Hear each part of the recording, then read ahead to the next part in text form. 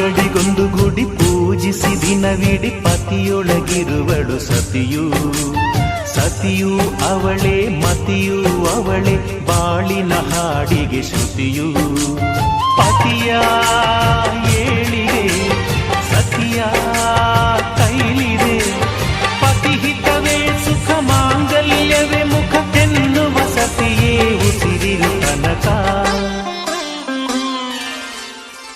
Sumathi Sumathi Shrimati 6 ಗುಣಗಳೇ ನಿನಗಾರತಿ.